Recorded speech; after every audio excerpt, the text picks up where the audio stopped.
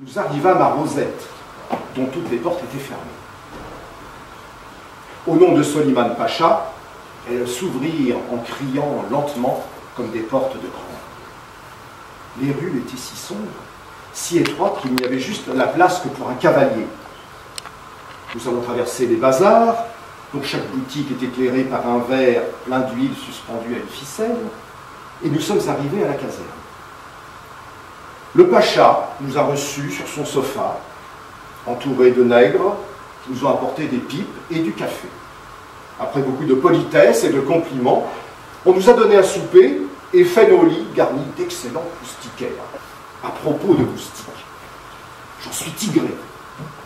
Du reste, je ne les sens nullement, ce qui est le principal. J'y suis actuellement inaccessible.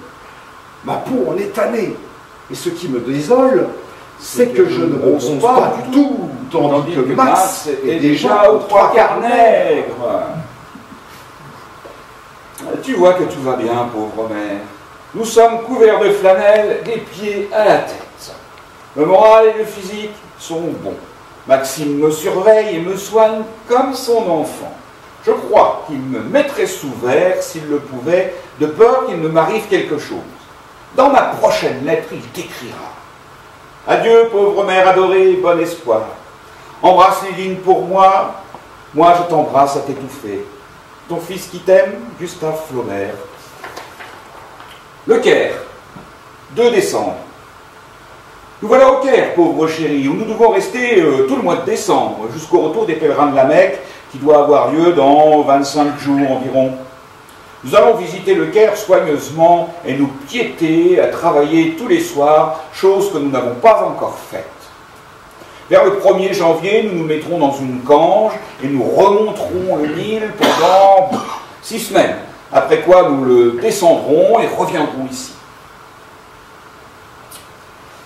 Tout ce voyage de la Haute-Égypte est excessivement facile et sans le moindre danger d'aucune espèce. Sortons en cette saison où les chaleurs sont loin d'être excessives. Ainsi, tu peux dès maintenant changer d'opinion relativement au climat de l'Égypte. Il y fait des brouillards comme partout ailleurs, les nuits sont froides, et l'on y voit des nuages.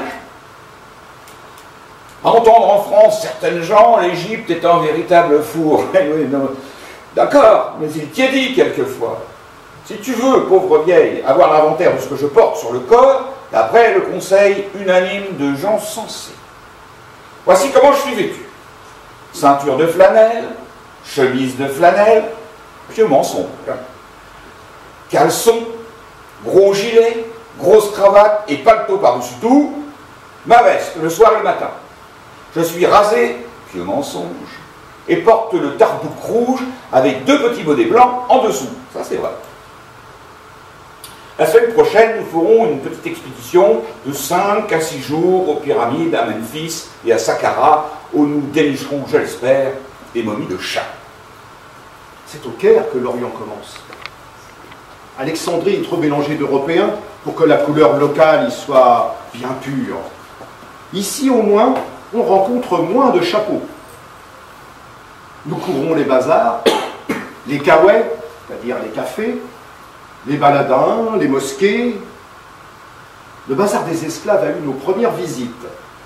Il faut voir là le mépris qu'on a pour la chair humaine. Ah.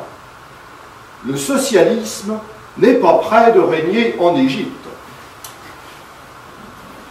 Je me fonds en admiration devant les chameaux qui traversent les rues et se couchent dans les bazars entre les boutiques.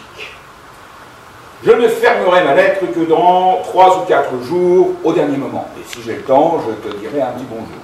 La prochaine sera plus longue. J'aurai vu les pyramides. Adieu, pauvre vieille mère. Je t'embrasse du fond de mon cœur. Gustave Flaubert.